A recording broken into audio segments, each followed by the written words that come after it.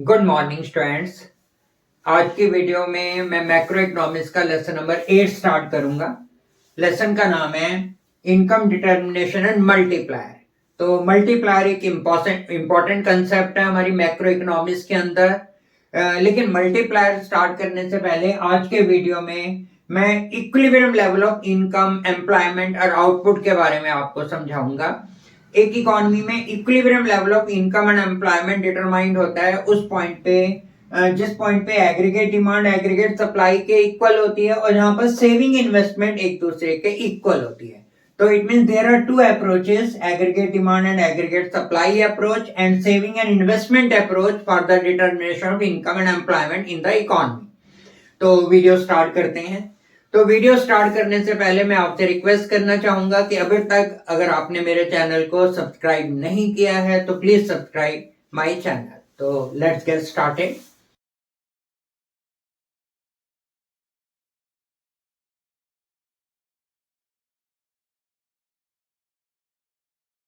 Determination of equilibrium level of income. तो income का, employment का और आउटपुट का इक्विलिब्रियम एक इकोनॉमी में किस पॉइंट पे होता है? तो देयर आर टू अप्रोचेस। एक जिस पॉइंट पे एग्रीगेट डिमांड एग्रीगेट सप्लाई के इक्वल होती है उस पॉइंट पे होता है, ये फर्स्ट अप्रोच है। इसी अप्रोच से सेकंड अप्रोच डेरिवेट की है कि जहां पर सेविंग और इन्वेस्टमेंट एक दूसरे के इक्वल होते हैं। तो देखो एग्रीगेट डिमांड, ये हम पहले लेसन नंबर 7 में पढ़ चुके हैं कि एग्रीगेट डिमांड के दो कंपोनेंट होते हैं। तो एग्रीगेट डिमांड के दो कंपोनेंट कौन से हैं? C plus I, consumption plus investment, two sector economy में। और एग्रीगेट सप्लाई के दो कंपोनेंट हैं सी प्लस एस। अब हम सी से सी को कैंसिल कर देते हैं तो हमारे पास बचा क्या? आई इक्वल टू एस, यानी कि इन्वेस्टमेंट इक्वल टू सेविंग। ये हमारी सेकेंड अप्रोच हो गई। तो मतलब फर्स्ट अप्रोच जो है एग्रीगेट डिमांड और एग्रीगेट सप्लाई अप्रोच, इसी अप्रोच से हमने सेकेंड अप्रोच डेरिवेट करी है।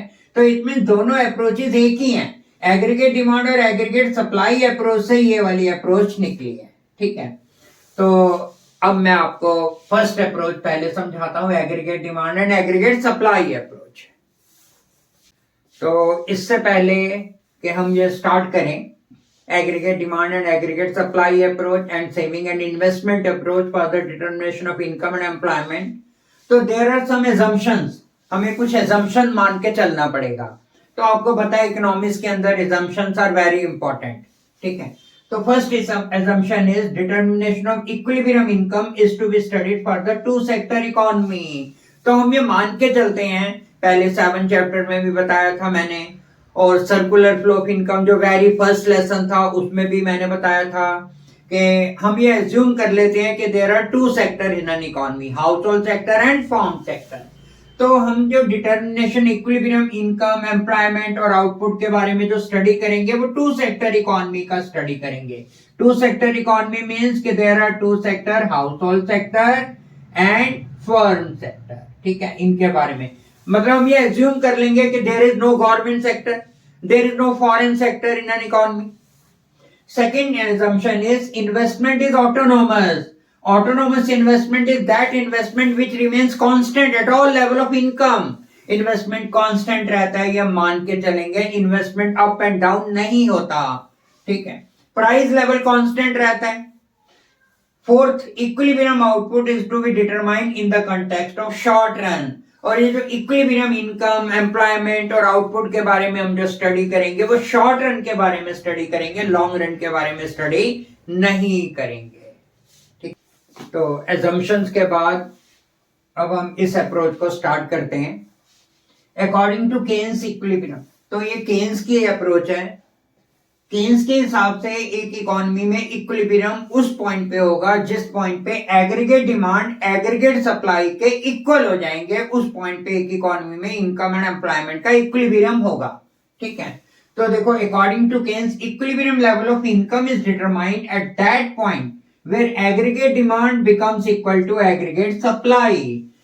ठीक है, अब हमने ये बताना है, थोड़ा सा एग्रीगेट डिमांड का मीनिंग बताना है, एग्रीगेट सप्लाई का मीनिंग बताना है, एग्रीगेट डिमांड के कौन से दो पार्ट्स होते हैं वो बताने हैं और एग्रीगेट सप्लाई के दो पार्ट्स बताने हैं। ठीक है, तो आपको पता है चैप्टर नंबर 7 में मैं करवा चुका हूं एग्रीगेट डिमांड क्या होती है. Aggregate demand is the money value of all final goods and services which all the sectors of an economy are planning to buy in an economy in an accounting year. ठीक है. क्या होती है aggregate demand? ये money value है सारी final goods and services की, जो एक इकोनॉमी के सारे सेक्टर्स, एक इकोनॉमी के आपको पता है 4 सेक्टर होते हैं, house hold sector, form sector, government sector and rest of the world.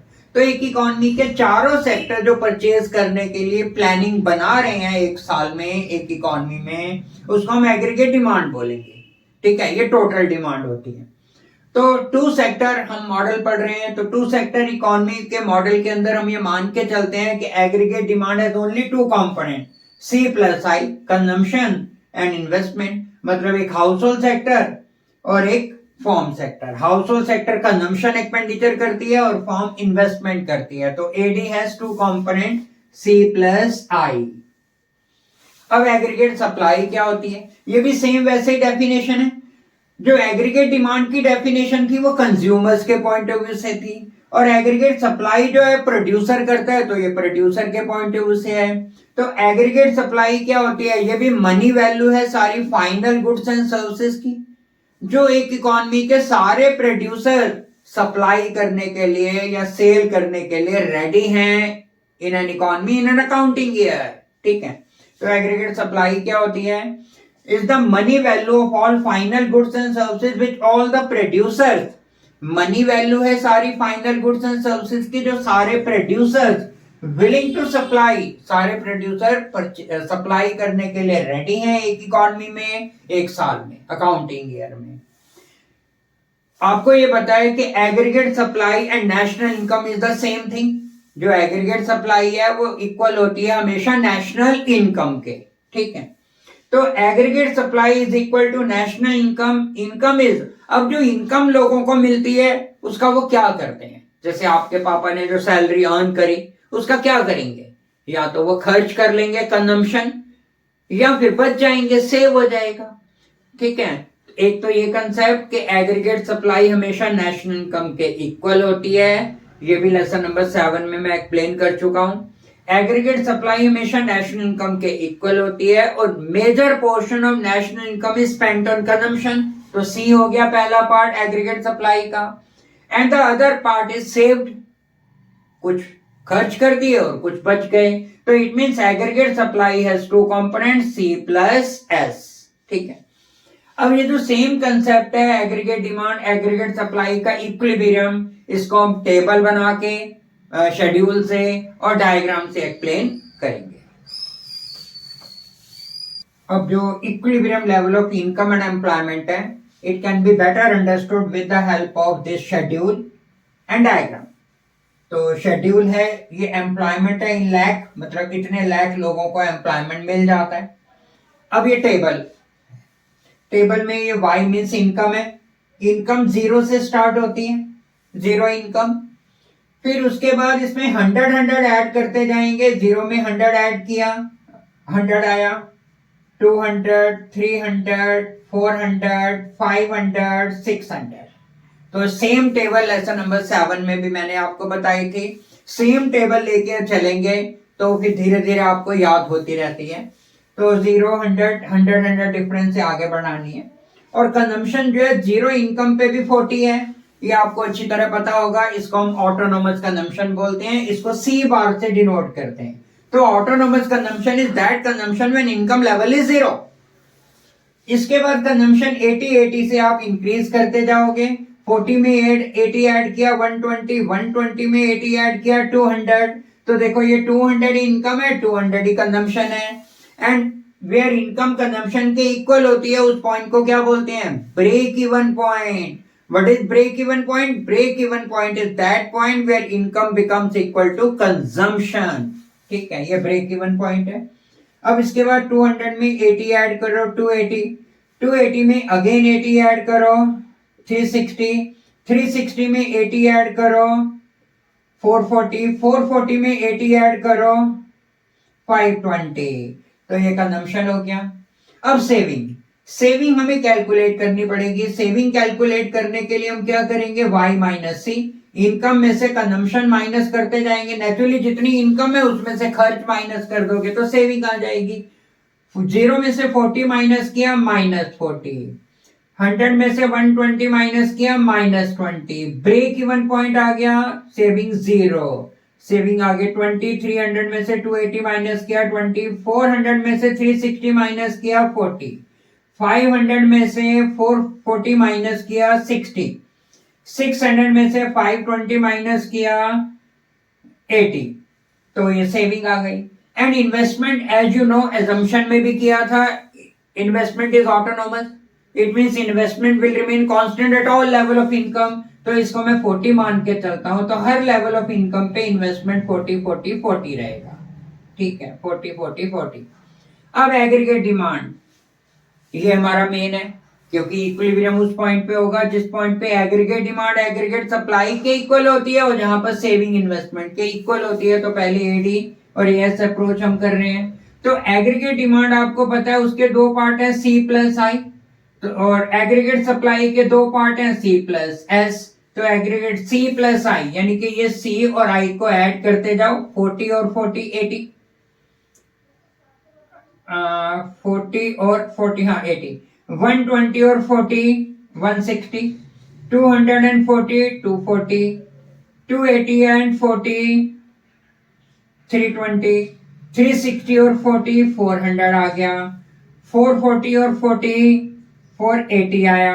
520 और 40 560 आया। ये एग्रीगेट डिमांड हो गई। Aggregate supply C plus S, C और एस को ऐड करते जाओ। 40 प्लस माइनस 40 0 आएगा। 120 प्लस माइनस 20 100 आएगा। 200 प्लस 0 200। 280 प्लस 20 300। ठीक है। 360 plus plus plus 40 C plus S 400 आया। फिर इसके बाद 500, इसके बाद 600। तो as you know aggregate supply and income is the same thing, जितनी इनकम है उतनी एग्रीगेट सप्लाई आती जाएगी। अब ये देखो किस पॉइंट पे एग्रीगेट डिमांड और एग्रीगेट सप्लाई एक दूसरे के इक्वल हैं, जब इनकम का लेवल 40 लाख है। ठीक है, इस पॉइंट पे यहां पर देखो 400 ही एग्रीगेट डिमांड है और 400 ही एग्रीगेट सप्लाई है, तो यहां पर इक्विलिब्रियम है। इस पॉइंट पे aggregate demand becomes equal to aggregate supply. और अगर मैं ये पॉइंट लेता हूं, जैसे डिमांड 80 है और सप्लाई 0 है, डिमांड 160 है, सप्लाई 100 है, तो this is not an equilibrium. ठीक है, इस केस में क्या है कि हमारी aggregate demand is greater than aggregate supply. Aggregate demand ज्यादा है, एग्रीगेट सप्लाई कम है, तो देयर इज नो इक्विलिब्रियम। अगर मैं इसके बाद की सिचुएशन लेता हूं तो एग्रीगेट डिमांड कम रह गई, एग्रीगेट सप्लाई ज्यादा हो गई, तो aggregate demand is less than aggregate supply.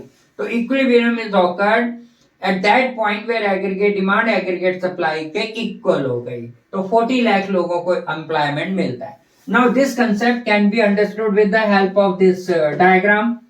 तो इस डायग्राम में एक्स एक्सिस पे इनकम लिए, वाई एक्सिस पे एग्रीगेट डिमांड लिए। 45 डिग्री लाइन बनानी है। जो 45 डिग्री लाइन है ये हमारा एग्रीगेट सप्लाई कर्व है। ठीक है, aggregate supply curve, income line, and it is also known as line of reference, 45 degree line. अब एग्रीगेट डिमांड कर्व आपको पता है अबव द ओरिजिन स्टार्ट होता है। ठीक है, ओरिजिन से ऊपर से, and it is upward sloping. ये मैंने एग्रीगेट डिमांड कर्व बनाया, this is C plus I curve. This aggregate demand curve is also known as C plus I curve. अब ये जो एग्रीगेट डिमांड कर्व है 45 डिग्री लाइन को, income line को E point पे इंटरसेक्ट कर रहा है, तो E point is the point of equilibrium, ये इक्विलिब्रियम पॉइंट है। ठीक है, तो E stand for equilibrium, E नाम रख देते हैं। और E पॉइंट के accordingly OY is the level of income, OY level income, यानी कि ये 40 लाख लोगों को, ये Y का 40 लाख लोगों को, तो ये इक्विलिब्रियम पॉइंट है। इस पॉइंट पे equilibrium point where aggregate demand becomes equal to aggregate supply. तो अब आप क्या करोगे, इसके बाद ये टेबल बनाई, ये डायग्राम बनाया, डायग्राम का और टेबल का थोड़ा सा एक्सप्लेनेशन आप लिख देना, तो ये आप अपने आप कर लेना, ठीक है। Okay, now the second approach for the determination of income and employment is saving and investment approach. तो इसमें भी वही है जैसे पहली अप्रोच में किया था कि इक्विलिब्रियम इनकम एंड एम्प्लॉयमेंट का उस पॉइंट पे होगा जिस पॉइंट पे एग्रीगेट डिमांड, एग्रीगेट सप्लाई एक दूसरे के इक्वल होंगे। तो सेम उसी तरह से सेविंग एंड इन्वेस्टमेंट अप्रोच है। एक इकोनॉमी में equilibrium level of income, employment और आउटपुट उस लेवल पे डिटरमाइंड होगा where saving becomes equal to investment, ठीक है। तो देखो, according to this approach the equilibrium level of income is determined at that level where saving becomes equal to investment, जहां पर सेविंग इन्वेस्टमेंट के इक्वल हो जाते हैं। अब सेविंग का मीनिंग थोड़ा सा बताना है, इन्वेस्टमेंट का मीनिंग आप डेफिनेशन कर बताओगे सेविंग की। What is saving? Saving is that part of income which is not spent on consumption, ठीक है। सेविंग इनकम का वो हिस्सा है जिसको आप खर्च नहीं करते हैं, जो बच जाता है। Saving is made by the household sector for emergency expenditure, for old age, for education of their children, for health, medicines वगैरह के लिए। तो सेविंग हाउस होल्ड सेक्टर के द्वारा की जाती है और स्मॉल प्रोपोर्शन में की जाती है, ठीक है। और इमरजेंसी एक्सपेंडिचर के लिए, हेल्थ के पर्पज से, अपनी ओल्ड एज के लिए एटसेट्रा एटसेट्रा की जाती है। एंड इन्वेस्टमेंट फॉर्म करती है, कंपनी करती है, प्रोड्यूसर्स करते हैं। क्यों करते हैं? प्रॉफिट अर्न करने के पर्पज से करते हैं, क्लियर है। अब इक्विलिब्रियम कहां होगा? तो ये मैंने पहले ही बता दिया। The determination of equilibrium level of income can be better understood with the help of schedule and diagram. अब ये जो इनकम एंड एम्प्लॉयमेंट का इक्विलिब्रियम है, इसको हम शेड्यूल और डायग्राम से एक्सप्लेन करेंगे। सेविंग और इन्वेस्टमेंट अप्रोच को अब एक शेड्यूल से, टेबल से और डायग्राम से एक्सप्लेन करते हैं। तो वही टेबल है जो अभी एग्रीगेट डिमांड और एग्रीगेट सप्लाई अप्रोच में करी थी। ये हमारी इनकम है, 0 से स्टार्ट होके 100 ऐड करते जाओ, ठीक है। और अगर टीचिंग वीडियो पसंद आ रहा है तो please like, share and subscribe my channel. 100 difference से इनकम आगे बढ़ी, 0, 100, 200, 300, 400, 500, 600 एंड कंजम्पशन 40 से स्टार्ट किया। 0 इनकम पे कंजम्पशन है, 40 ऑटोनोमस कंजम्पशन है। इसके बाद 80 ऐड करते जाओ, कंजम्पशन आ जाएगा। इसके बाद इनकम में से हमने कंजम्पशन माइनस कर दिया तो सेविंग आ गई, ठीक है। Investment remain constant at all level of income, investment 40 है, ये हमने अजम्पशन मानी थी, ठीक है। अब देखो इक्विलिब्रियम कहां पर है, तो जिस पॉइंट पे सेविंग इन्वेस्टमेंट के इक्वल हो जाते हैं, सेविंग भी 40 है, इन्वेस्टमेंट भी 40 है, तो this is equilibrium level of income, employment और आउटपुट। तीनों वर्ड को सेम सेंस में यूज करते हैं, चाहे आप इनकम लिख लो, आउटपुट लिख लो या एम्प्लॉयमेंट लिख लो, ठीक है। अब इक्विलिब्रियम यहां पर हुआ, सेविंग एक दूसरे और इन्वेस्टमेंट इक्वल है। और इस पॉइंट पे देखो, इससे पहले की सिचुएशन पे इन्वेस्टमेंट कम है और सेविंग ज्यादा है, ठीक है। Investment is less then, saving is less then investment. और उससे बाद इक्विलिब्रियम लेवल के बाद की कंडीशन देखो तो सेविंग ज्यादा, इन्वेस्टमेंट कम है। तो यहां पर इक्विलिब्रियम नहीं है, यहां पर इक्विलिब्रियम नहीं है, इक्विलिब्रियम इस पॉइंट पे है।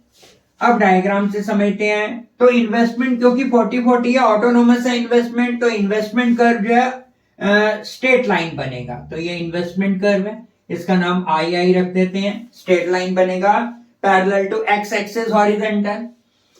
एंड जो सेविंग कर्व है उसका starting point below the origin है, क्योंकि नेगेटिव से स्टार्ट होता है। And after that saving increases, ठीक है। तो starting point of saving curve is below the origin, ये ओरिजिन है, इससे नीचे से स्टार्ट होगा और अपवर्ड स्लोपिंग होगा, ठीक।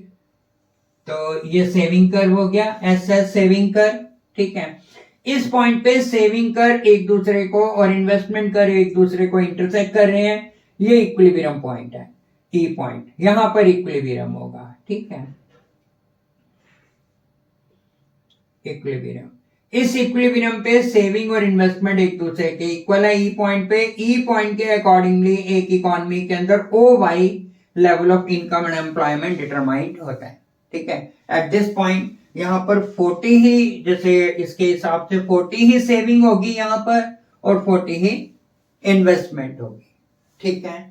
तो इसका फिर डायग्राम का और टेबल का थोड़ा सा एक्सप्लेनेशन अपने आप लिख दोगे जैसे मैंने समझाया है आपको। क्वेश्चन है, discuss the changes that will take place in the economy when aggregate demand is more than aggregate supply. एक इकोनॉमी में क्या चेंजेस आएंगे जब aggregate demand is greater than aggregate supply. तो ये क्वेश्चन है कि एग्रीगेट डिमांड ज्यादा है और एग्रीगेट सप्लाई कम है, तो क्या होगा। अब आप खुद ही सोचो, एग्रीगेट डिमांड ज्यादा है मींस प्रोड्यूसर जो है उनका सारा सामान बिक रहा है, ठीक है, और उनके गोडाउन में अब स्टॉक कम रह रहा है, एग्रीगेट सप्लाई कम है, तो वो क्या करेंगे, दे विल प्रोड्यूस मोर, वो सप्लाई को इंक्रीज करेंगे, प्रोडक्शन बढ़ाएंगे, ठीक है, और तब तक बढ़ाएंगे जब तक कि एग्रीगेट डिमांड एग्रीगेट सप्लाई के इक्वल नहीं हो जाती। तो यही कंसेप्ट हमने करना है। देखो, when aggregate demand is more than aggregate supply, it means that consumers and firms are buying more goods than firms are willing to produce। इसका मतलब ये है कि जब एग्रीगेट डिमांड ज्यादा है और एग्रीगेट सप्लाई कम है, तो जो कंज्यूमर्स हैं और जो फर्म्स हैं, कंज्यूमर कंजम्पशन करते हैं और फर्म्स इन्वेस्टमेंट करती हैं। जो कंज्यूमर है और फर्म्स है, दोनों जने मिलकर गुड्स की डिमांड ज्यादा कर रहे हैं, बट फर्म्स जो है प्रोडक्शन कम करने के लिए रेडी हैं, ठीक है। As a result, planned inventory would fall below the desired level। अब इसका क्या रिजल्ट होगा, जो प्रोड्यूसर है उनका सारा सामान बिक गया, ठीक है, डिमांड ज्यादा है, तो जितना एक प्रोड्यूसर्स इन्वेंट्री अपने गोडाउन में स्टॉक मेंटेन बना के रखना चाहता है, ठीक है, वो डिजायर लेवल से कम रह जाता है, क्योंकि सारा सामान इन्वेंट्री तो बिक जाती है, तो इन्वेंट्री डिजायर लेवल से कम रह जाती है। अब प्रोड्यूसर चाहेंगे कि इन्वेंट्री को वापस डिजायर लेवल पे लाने के लिए they will produce more, supply बढ़ाएंगे, प्रोडक्शन बढ़ाएंगे, ठीक है, output would increase up to that level where, और आउटपुट बढ़ाएंगे और आउटपुट तब तक बढ़ाएंगे जब तक कि एक बार वापस एग्रीगेट डिमांड एग्रीगेट सप्लाई के इक्वल नहीं आ जाती। और जब एक बार एग्रीगेट डिमांड एग्रीगेट सप्लाई के इक्वल हो जाएगी, further there will be no change, ठीक है। Now the next question is, discuss the changes that will take place in the economy when saving is more than investment। अब इसमें क्या है, saving ज्यादा है और इन्वेस्टमेंट कम है, ठीक है, saving and investment approach, saving ज्यादा है और इन्वेस्टमेंट कम है, तो saving is more than the investment, तो saving is greater than investment. अब इसका मतलब ध्यान से समझो, सेविंग ज्यादा है और इन्वेस्टमेंट कम है।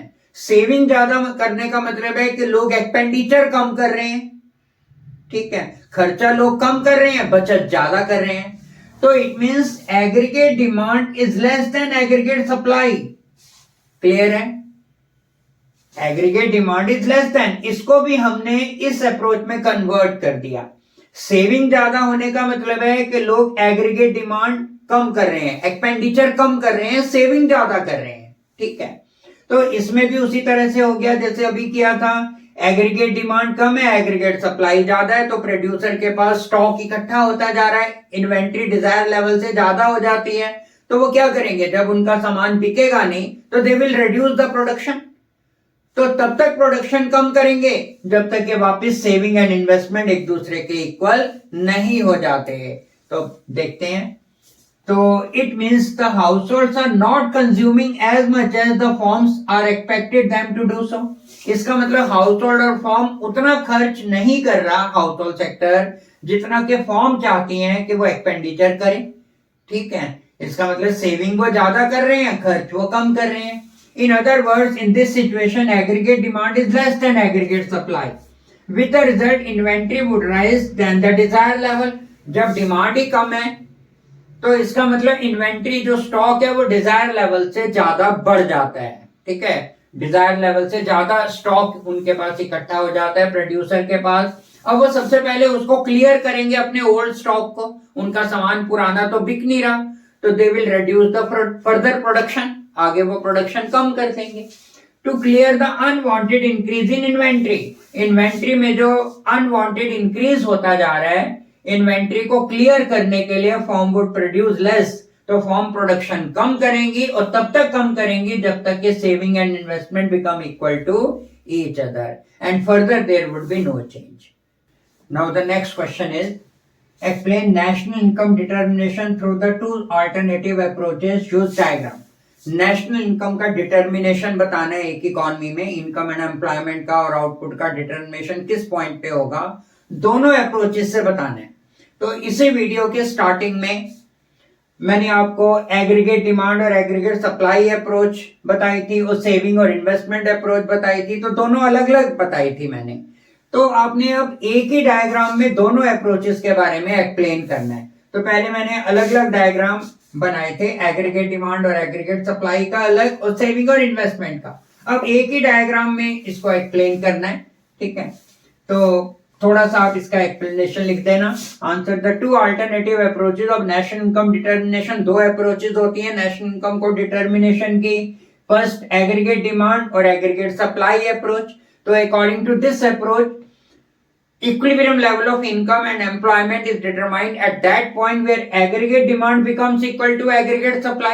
इनकम का उस पॉइंट पे होगा. और दूसरी अप्रोच है सेविंग और इन्वेस्टमेंट, जहां पर एक दूसरे के इक्वल हो जाएंगे. वहां पर एक इकोनॉमी में नेशनल लेवल का इक्विलिब्रियम, नेशनल इनकम का इक्विलिब्रियम लेवल डिटरमाइंड होगा. तो थोड़ा सा आप एक्सप्लेनेशन कर दोगे, ये मैं समझा चुका हूं. अब इस डायग्राम को देखते हैं. ये डायग्राम एक ही माना जाएगा. इसका ये पार्ट 1 हो गया ऊपर वाला, ये पार्ट 2 हो गया. इसको आप पार्ट 1 पार्ट 2 ये ऐसे लिख सकते हो, पार्ट 1 पार्ट 2. तो ये हमारी 45 डिग्री लाइन है, ये इनकम लाइन है और aggregate supply curve you can से.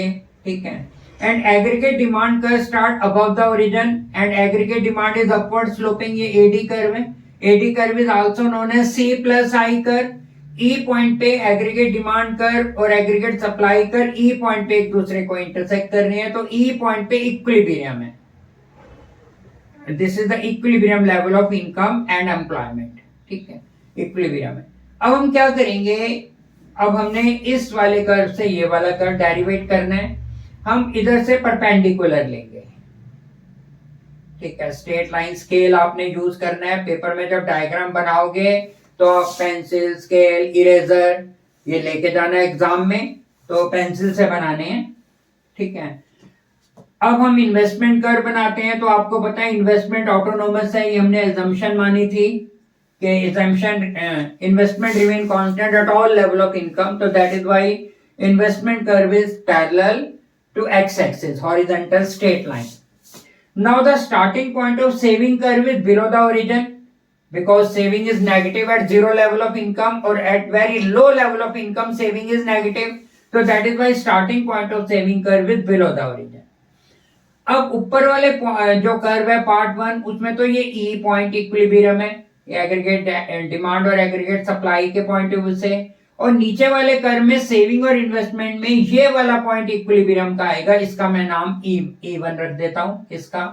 अब हम क्या करेंगे, यहां से हमने सेविंग कर्व स्टार्ट करना है और इसको ज्वाइन करता हुआ थोड़ा सा एक्सटेंड कर देंगे तो ये सेविंग कर्व हो जाएगा. ठीक है, तो आपने स्केल यूज करना है. ये सेविंग कर्व जो स्ट्रेट लाइन बनना चाहिए, तो ये सेविंग कर्व हो गया. ठीक है, और सेविंग कर्व और इन्वेस्टमेंट कर्व एक दूसरे को E1 पॉइंट पे इंटरसेक्ट कर रहे हैं. ये इक्विलिब्रियम पॉइंट है. तो इस तरह से दोनों डायग्राम मतलब एक ही डायग्राम इसको माना जाएगा. तो एग्रीगेट डिमांड अप्रोच और सेविंग एंड इन्वेस्टमेंट अप्रोच हमने एक ही डायग्राम से एक्सप्लेन कर देनी है. ठीक है, तो that's all for today's class. और एक बार फिर से अगर आपको मेरी टीचिंग पसंद आ रही है तो please subscribe my channel, like कर दीजिएगा, शेयर कर दीजिएगा. Thanks for watching.